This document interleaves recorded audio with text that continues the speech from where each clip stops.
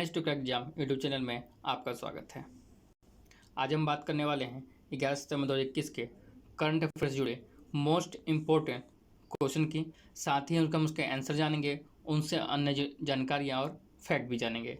तो इसके लिए हमारे साथ बने रहें और वीडियो पूरा जरूर देखें। तो एक बात करते हैं 11 सितंबर से जुड़े करंट अफेयर के मोस्ट इम्पोर्टेंट क्वेश्चन के बारे में। नंबर 1, हाल ही में IDFC फर्स्ट बैंक के MD और CEO पद पर 3 वर्षों के लिए RBI द्वारा किसे फिर से नियुक्त किया गया है? तो आपके सही जवाब हो जाएगा ऑप्शन डी, वी वैद्यनाथन को किया गया है, फिर से नियुक्त किया गया है 3 साल के लिए। आप इनकी तस्वीर देख सकते हैं, ये आपके वी वैद्यनाथन है। आइए जानते हैं इनसे जुड़ी और जानकारियाँ। तो 19 दिसंबर 2021 से ये प्रभावी होंगे इसके पद पे। उन्होंने IDFC बैंक और कैपिटल फर्स्ट के विलय के बाद पहली बार दिसंबर 2018 में IDFC फर्स्ट बैंक के MD और CEO के पद रूप में कार्यभार संभाला था। IDFC का मुख्यालय आपका मुंबई में है। इसकी स्थापना अक्टूबर 2015 में हुई थी और इस बैंक की टैगलाइन है बैंकिंग हट के। बढ़ते हैं आज के नेक्स्ट क्वेश्चन पे। नंबर 2, भारत के किस राज्य के बाड़मेर में नेशनल हाईवे 925 पर बने इमरजेंसी लैंडिंग फील्ड का उद्घाटन किया गया है? तो आपका इसमें सही जवाब है ऑप्शन बी, राजस्थान राज्य में यह उद्घाटन किया गया है। और इस उद्घाटन करने कौन कौन गए हैं? हमारे रक्षा मंत्री राजनाथ सिंह और हमारे परिवहन मंत्री नितिन गडकरी। आइए जानते हैं इससे जुड़ी और जानकारियाँ। तो इसमें केंद्रीय रक्षा मंत्री राजनाथ सिंह और केंद्रीय राज्य मंत्री नितिन गडकरी ने इसका उद्घाटन किया है। और इस आपातकालीन लैंडिंग सुविधा का निर्माण राजस्थान के बाड़मेर में राष्ट्रीय राजमार्ग NH 925A के सट्टागंधव खंड पर किया गया है। यह पहला मौका है जब भारतीय वायुसेना के विमान की आपात लैंडिंग के लिए राष्ट्रीय राजमार्ग NH 925 का इस्तेमाल किया जाएगा।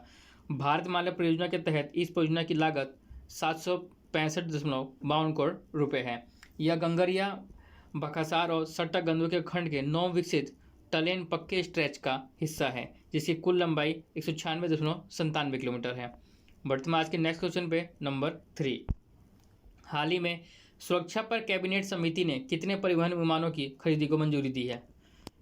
तो आपके इसमें सही जवाब है 56 परिवहनों को खरीदने की इसमें मंजूरी दी है। आइए जानते हैं इससे जुड़ी जानकारियाँ।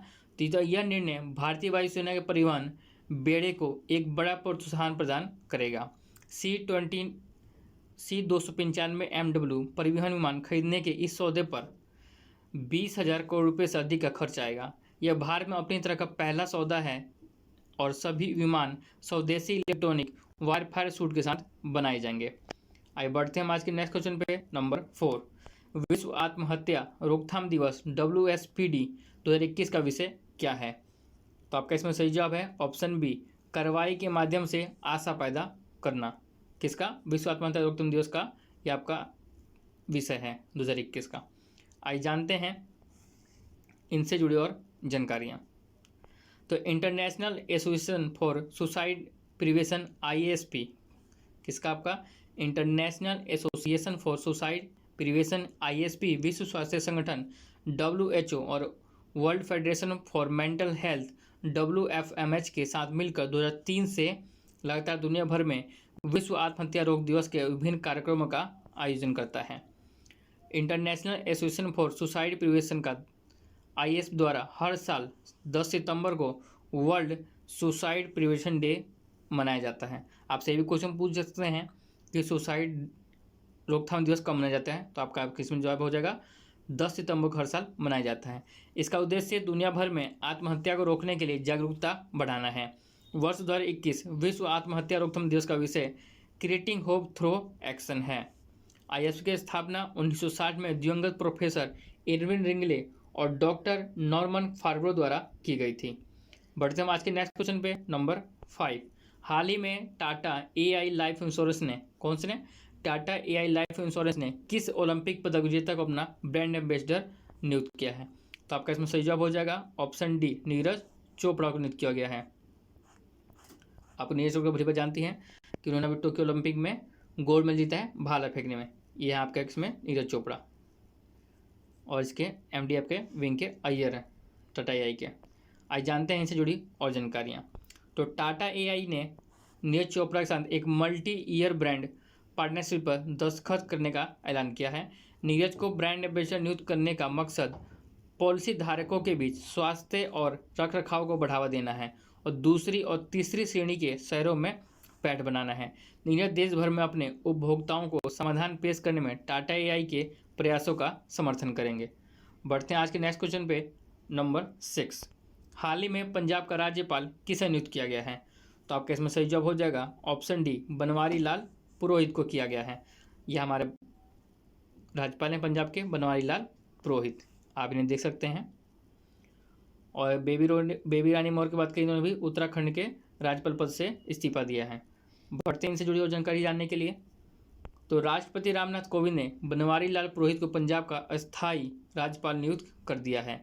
इसके साथ ही लेफ्टिनेंट जनरल गुरमीत सिंह जो सेवानिवृत्त हैं को उत्तराखंड के राज्यपाल नियुक्त किया गया है और असम के राज्यपाल जगदीश मुखी को नागालैंड के राज्यपाल का अतिरिक्त प्रभार दिया गया है।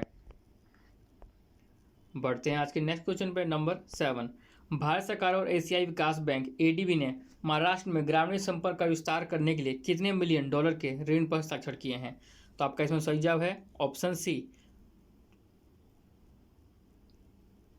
300 मिलियन डॉलर के ऋण पर हस्ताक्षर किए हैं। आज जानते हैं इस ऋण के हस्ताक्षर से जुड़ी अन्य जानकारियां।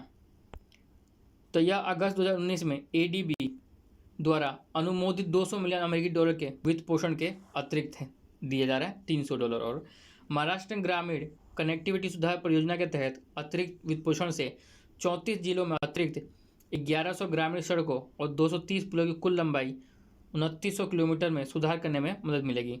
अगस्त 2019 में स्वीकृत 200 मिलियन डॉलर के वित्त पोषण के साथ चल रही परियोजना पहले से ही पूरे महाराष्ट्र में 2100 किलोमीटर ग्रामीण सड़कों की स्थिति और सुरक्षा सुधार में रख रखाव कर रही है। महाराष्ट्र की बात करें तो महाराष्ट्र के आपके राज्यपाल हमारे भगत सिंह कोश्यारी हैं, वहाँ की राजधानी मुंबई है और वहाँ के सीएम उद्धव ठाकरे हैं। बढ़ते हैं आज के नेक्स्ट क्वेश्चन पे, नंबर 8। हाल ही में देश के उच्च शिक्षा संस्थानों में से किस संस्थान को लगातार तीसरी बार देश का सर्वश्रेष्ठ संस्थान चुना गया है? सर्वश्रेष्ठ संस्थान चुना गया है। तो आपका इसमें सही जवाब हो जाएगा ऑप्शन सी, आईआईटी मद्रास। क्या हो जाएगा आपका? आईआईटी मद्रास को चुना गया है। आइए जानते हैं इसके बारे में। तो आईआईटी मद्रास को ओवरऑल और इंजीनियरिंग श्रेणी में नंबर 1 स्थान दिया गया है। आईआईटी मद्रास ने लगातार तीसरे वर्ष इस स्थान हासिल किया है और भारतीय विज्ञान संस्थान बेंगलुरु और आईआईटी बॉम्बे देश के दूसरे और तीसरे स्थान पर अपनी जगह बनाई है। आइए जानते हैं और किन संस्थानों को कितनी जगह मिली है। तो ओवरऑल श्रेणी में भारत प्रौद्योगिकी संस्थान मद्रास पहले नंबर पे है और विश्वविद्यालय में भारतीय विज्ञान संस्थान आईआईएससी बेंगलुरु दूसरे नंबर पे और प्रबंधन के मामले में भारतीय प्रबंधन संस्थान आईआईएम अहमदाबाद तीसरे नंबर पे है और कॉलेज में आपका मिरांडा हाउस दिल्ली चौथे नंबर पे है और फार्मेसी की बात करें तो जामिया हमदर्द नई दिल्ली 5वें नंबर पे है आपका और चिकित्सा में अखिल भारतीय आयुर्विज्ञान संस्थान एम्स दिल्ली 6ठे नंबर पे है और इंजीनियरिंग में भारतीय प्रौद्योगिकी संस्थान आईआईटी मद्रास आपका 7वें नंबर पे है। वास्तुकला में भारतीय प्रौद्योगिकी संस्थान रुड़की है आपका। दंत चिकित्सा की बात करें तो Manipal college of dental science Udupi है और कानून कॉलेज की बात करें तो national law school of university NLSU Bangalore है शामिल है इसमें। अनुसंधान संस्थान भारतीय विज्ञान संस्थान आईआईएस बेंगलोर भी शामिल है। बढ़ते हैं नेक्स्ट क्वेश्चन पे, नंबर 9। हाल ही में उत्तराखंड के नए राज्यपाल के रूप में किसे नियुक्त किया गया है? तो आपका इसमें सही जवाब हो जाएगा ऑप्शन ए, गुरमीत सिंह को किया गया है। किन्हें? गुरमीत सिंह को। ये हमारे राज्यपाल हैं आप किसके? उत्तराखंड के और इन्हें बेबी रानी मौर्य के इस्तीफा देने के बाद यह स्थान मिला है और ये आपके आर.एन. रवि हैं। कौन है आपके? ये दूसरे इसमें आर.एन. रवि हैं। तो हम आर.एन. रवि के बारे में बताते हैं। आइए बढ़ते हैं आगे।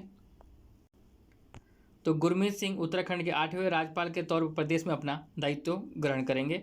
वह सेना के deputy chief army staff corps commander Srinagar एसिनल डीसीएमओ के तौर पर अपनी सेवाएं दे चुके हैं। बेबी रानी मौर्य ने 8 सितंबर को अपना इस्तीफा राष्ट्रपति को सौंप दिया था, इसलिए इन्हें इस पद दिया गया है और वर्तमान में नागालैंड के राज्यपाल आर.एन. रवि को तमिलनाडु का राज्यपाल बनाया गया है। बढ़ते हैं आज के नेक्स्ट क्वेश्चन पे, नंबर 10। हाल ही में किस मंत्री को G20 के लिए भारत का शेरपा नियुक्त किया गया है? तो आपका सही जवाब हो जाएगा ऑप्शन बी, पीयूष गोयल को शेरपा नियुक्त किया गया था G20 के लिए। यह हमारे कपड़ा मंत्रालय के मंत्री हैं पीयूष गोयल। आज जानते हैं इससे जुड़ी और जानकारियाँ।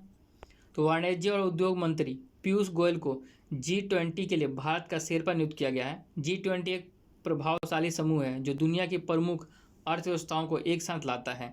G20 शिखर सम्मेलन 30 से 31 अक्टूबर 2021 तक इटली की अध्यक्षता के तहत होने वाला है।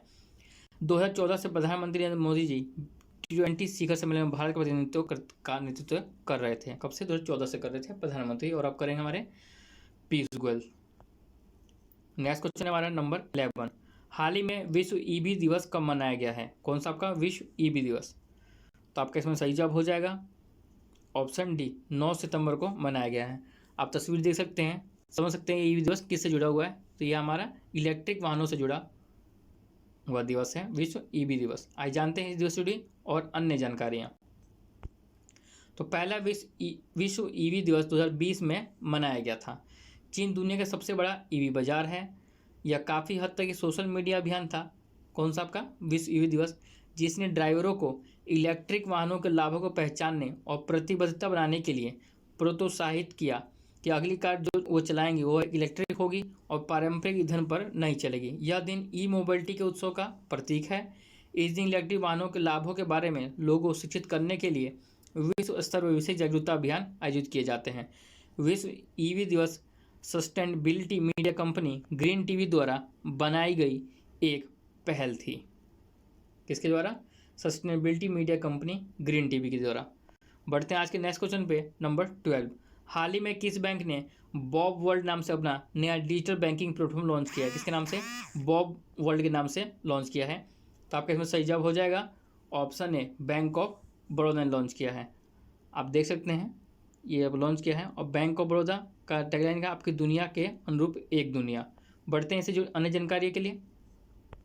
तो बॉब वर्ल्ड क्या है? तो BoB world save, invest, borrow and shop के तहत चरणों में शुरू किए जाने वाला बैंकिंग उत्पादों और सेवाओं की विस्तृत श्रृंखला की एक पेशकश करेगा। इसने ग्राहकों को एक छत के नीचे बैंकिंग और उससे आगे का एक संपूर्ण और फायदेमंद अनुभव प्रदान करने के लिए ई कॉमर्स को भी एकीकृत किया है।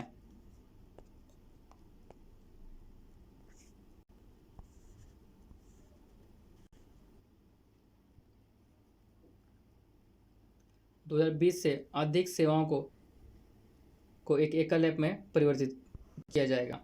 सभी खुदरा बैंकिंग सेवाओं को लगभग 95% शामिल होगा, जिसमें घरेलू और वैश्विक स्तर पर ग्राहकों द्वारा एक्सेस किया जाता है। मुख्यालय इसका कहाँ है? बैंक ऑफ बड़ौदा का वडोदरा गुजरात में है। अध्यक्ष के हसमुख दहादिया हैं और इसके एमडी और सीईओ संजीव चड्ढा हैं। अब बढ़ते हैं आज के नेक्स्ट क्वेश्चन पे, नंबर 13। हाल ही में नेशनल फर्टिलाइजर लिमिटेड के नए सीएमडी पद पर किसे नियुक्त किया गया है? तो आपके सही जवाब हो जाएगा निर्लेप सिंह राय को किया गया है। आप इनकी तस्वीर देख सकते हैं। आज जानते हैं निर्लेप सिंह राय से जुड़ी अन्य जानकारियाँ। तो ये अध्यक्ष और प्रबंध निदेशक के रूप में अपनी नियुक्ति से पहले NFL में निदेशक तकनीकी पद पर थे। राय ने Ramagundam fertilizer and chemical limited में मुख्य कार्यकारी अधिकारी पद भी संभाला था। उन्हें मुख्य प्रबंधक महाप्रबंधक के रूप में NFL की नांगल इकाई का नेतृत्व भी किया था। नेशनल फर्टिलाइजर लिमिटेड मुख्यालय आपका नोएडा में है, और नेशनल फर्टिलाइजर लिमिटेड की स्थापना 1 सितंबर 1979 की हुई थी। और NFL का फुल फॉर्म आपका यही है, नेशनल फर्टिलाइजर लिमिटेड। आज बढ़ते हैं नेक्स्ट क्वेश्चन पे, नंबर 14। हाल ही में ADB ने किस राज्य में जल आपूर्ति में सुधार के लिए $112 मिलियन के ऋण को मंजूरी दी है? तो आपके इसमें सही जवाब हो जाएगा ऑप्शन डी, झारखंड राज्य में उसने मंजूरी दी है। और इस मंजूरी में भारत सरकार और ADB ने राज्य के 4 शहरों में बेहतर सेवा वितरण के लिए जल आपूर्ति बुनियादी ढांचों को विकसित करने और शहरी स्थानीय निकायों ULB की क्षमता को मजबूत करने के लिए किया है। आइए जानते हैं इससे जुड़ी जानकारियाँ। तो यह परियोजना राज्य में ADB की पहली शहरी परियोजना होगी। किसी की? ADB बैंक की। अस्थायी संचालन के लिए नीतिगत सुधारों के साथ संयुक्त जल आपूर्ति के लिए एक मॉडल स्थापित करने में मदद करेगी, जिसे अन्य कम आय वाले राज्यों द्वारा शहरी परिवारों को सुरक्षित पेयजल उपलब्ध कराने के लिए दोहराया जा सकता है। राष्ट्रीय जल जीवन मिशन योजना के तहत यह परिकल्पित है। ADB के अध्यक्ष कौन है? मात्सुंगु अस्काबा है। इसका मुख्यालय मनीला फिलीपींस में है। बढ़ते हैं आज के नेक्स्ट क्वेश्चन पे, नंबर 15। हाल ही में T20 विश्व कप टीम के चयन मतभेद को लेकर किस टीम के कप्तान ने अपने पद से इस्तीफा दे दिया है? तो आपका इसमें सही जवाब हो जाएगा ऑप्शन बी, अफगानिस्तान देश के कप्तान ने इस्तीफा दे दिया। आइए जानते हैं इससे जुड़ी और जानकारियाँ। तो अफगानिस्तान के कप्तान राशिद ने अपनी कप्तानी से इस्तीफा दे दिया है। उनकी जगह मोहम्मद नबी को टीम का नया कप्तान बनाया गया है। अफगानिस्तान में तालिबान के कब्जे के बाद भी अफगानिस्तान पुरुष क्रिकेट में कोई बदलाव नहीं आया है। विश्व कप के लिए घोषित हुई टीम में राशिद खान को कप्तान सौंपी गई थी, पर उन्होंने कप्तान पद से इस्तीफा दे दिया है। तो दोस्तों आज के कंटेंट में बस इतना ही। ऐसी जानकारी हमसे बने रहें, चैनल को सब्सक्राइब करें, वीडियो को लाइक और शेयर करें, और आप चैनल में पहली बार आए हैं तो चैनल को जरूर सब्सक्राइब कर लें, जिससे आपको सारी जानकारी टाइम से मिलती रहे। इसलिए आप नोटिफिकेशन बटन में दबा लें और वीडियो पूरा जरूर देखें। धन्यवाद।